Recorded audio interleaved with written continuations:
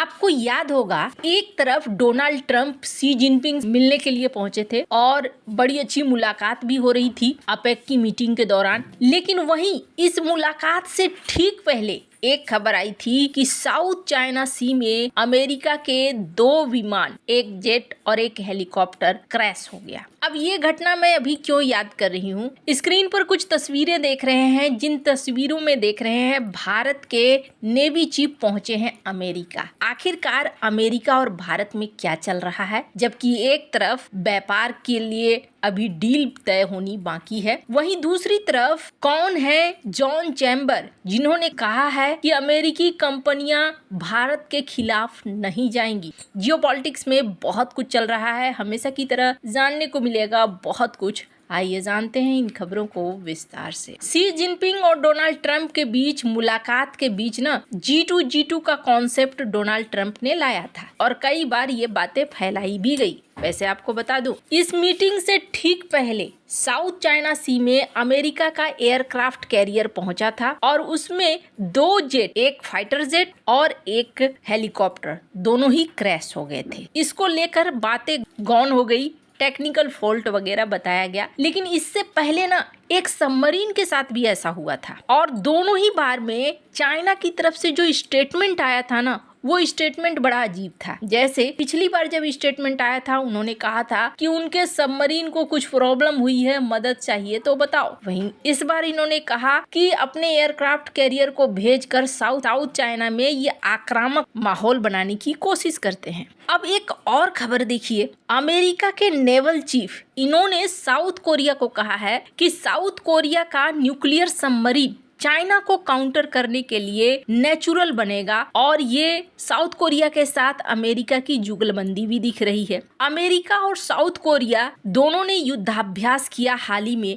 और इस युद्धाभ्यास पर चाइना बुरी तरीके से भड़का भी है। और एक तीसरी खबर देखिए, जिसमें ये कहा जा रहा है कि टेस्ला अब धीरे धीरे चाइना के पार्ट को छोड़ रही है, यूएस प्रोडक्शन में कोशिश कर रही है कि इनका लोकल प्रोडक्शन या किसी और देश से प्रोडक्शन हो। अब इसके क्या मायने हैं, ये सारे आर्टिकल दिखाने के ये मायने हैं। अमेरिका जानता है कि G2 का कॉन्सेप्ट फेल होगा और इसके पीछे सबसे बड़ा कारण ये है कि मैंने पहले भी कहा था, एक म्यान में 2 तलवारें नहीं रहती हैं। G2 डोनाल्ड ट्रंप ने कहा, चाइना ने नहीं कहा है। चाइना अपने वर्चस्व को बढ़ा रहा है, अपनी ताकत को बढ़ा रहा है और अमेरिका डे बाय डे कमजोर होता जा रहा है। ये चीजें उसके आर्थिक और सामरिक ताकत के वजह से भी हो रही है। अब इन सब कहानी के बीच में भारत को ना अमेरिका चाहकर भी छोड़ नहीं सकता है। भारत के नेवी चीफ अमेरिका पहुंचे तो वहां क्या हुआ है,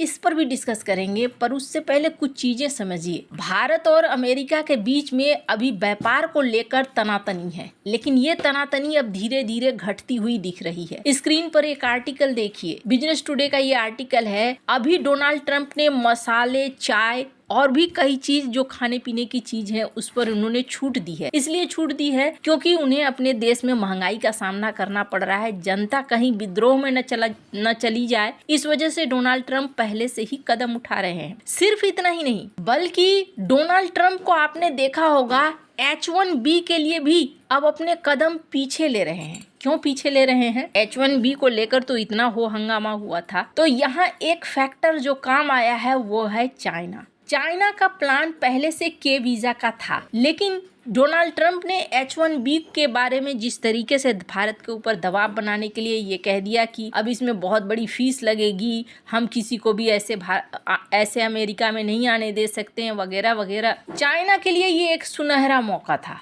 और चाइना ने फट से के वीजा लागू कर दिया। चाइना चाह रहा था जो टैलेंट अमेरिका को जाता है वो टैलेंट चाइना में आए। और चाइना को लेकर आपने एक चीज नोटिस करा होगा, अभी भारत के साथ चाइना कोई आक्रामक व्यवहार नहीं कर रहा है, बड़े नॉर्मल अंदाज में बातचीत भी कर रहा है। ताइवान के साथ भारत की भी दोस्ती है, लेकिन इस मुद्दे पर कुछ कह नहीं रहा है। कोशिश कर रहा है कि धीरे धीरे भारत के साथ संबंध अच्छे हो। इसके पीछे कारण है कि उसे भी चाहिए थोड़ा टाइम, और उस टाइम का वो इस्तेमाल करेगा। के वीजा को देखकर अब डोनाल्ड ट्रंप को झटका लगा है कि चलो भारत का टैलेंट जो हमारे लिए काम आता था, हमने व्यापार वार्ता के लिए दबाव बनाने के लिए कोशिश करी, लेकिन ये दाव तो हमें लॉन्ग टर्म पर उल्टा पड़ेगा। मैंने पहले भी कहा है H1B वीजा एक वरदान है अमेरिका के लिए। अब इसका असर देखिए क्या हुआ है। जॉन चेम्बर जो एक प्रतिष्ठित, एक प्रमुख अमेरिकी व्यवसायी और टेक्निकल बिजनेस के दिग्गज हैं, इन्होंने क्या कहा, इन्होंने कहा अमेरिका की कोई भी कंपनी भारत को इग्नोर नहीं कर सकती है और भारत के खिलाफ दाव नहीं खेलेगी। अब ये बता रहा है कि अमेरिकी कंपनियां किस तरीके से सोच रही हैं। न सिर्फ इतना, बल्कि H1B के लिए जब डोनाल्ड ट्रंप ने समस्या खड़ी करनी शुरू करी, बहुत सारी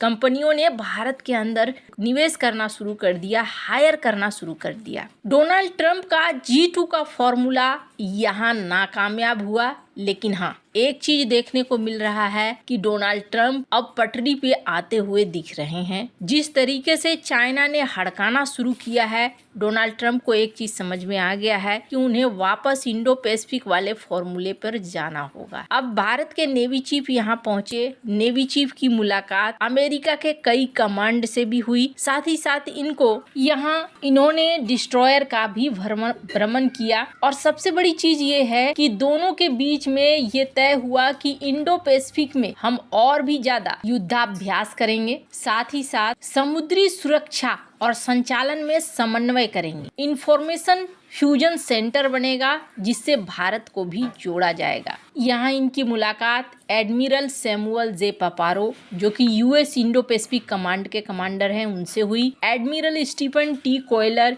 यूएस पैसिफिक फ्लीट के कमांडर हैं, उनसे भी हुई। Lieutenant general James L Glynn US marine forces Pacific के कमांडर हैं, उनसे भी इनकी मुलाकात हुई है। दोनों पक्षों ने एक चीज साफ किया कि इंडो पैसिफिक में स्थिरता लाने के लिए दोनों साथ आएंगे। भारतीय नौसेना के प्रवक्ता ने ये कहा कि डिफेंस कोऑपरेशन और समुद्री सुरक्षा पर दोनों देश साथ आएंगे। अभी 5 दिन की इनकी यात्रा है, अभी दूसरा दिन ही हुआ है, अभी 3 दिन और हैं। हालांकि त्रिपाठी की इस यात्रा पर दुनिया भर की नजरें रहेंगी, खास तौर पर पाकिस्तान की नजर ज्यादा रहेगी, क्योंकि अभी अगर आप देखें तो भारतीय नौसेना, सेना, वायुसेना तीनों बहुत ज्यादा एक्टिव भी हैं और पाकिस्तान को ये डर लग रहा है कि दिल्ली ब्लास्ट के बाद आगे न जाने क्या हो। भारत ने वैसे भी कह रखा है कि ऑपरेशन सिंदूर सिर्फ हमने फिलहाल के लिए रोका है, पूरी तरीके से इसे खत्म नहीं किया है, कभी भी शुरू हो सकता है। वैसे आपको क्या लगता है, अमेरिका का G2 फॉर्मूला क्या फेल हो गया? कमेंट कर अपनी राय जरूर बताएं। जल्द मिलते हैं अगले वीडियो में नई खबर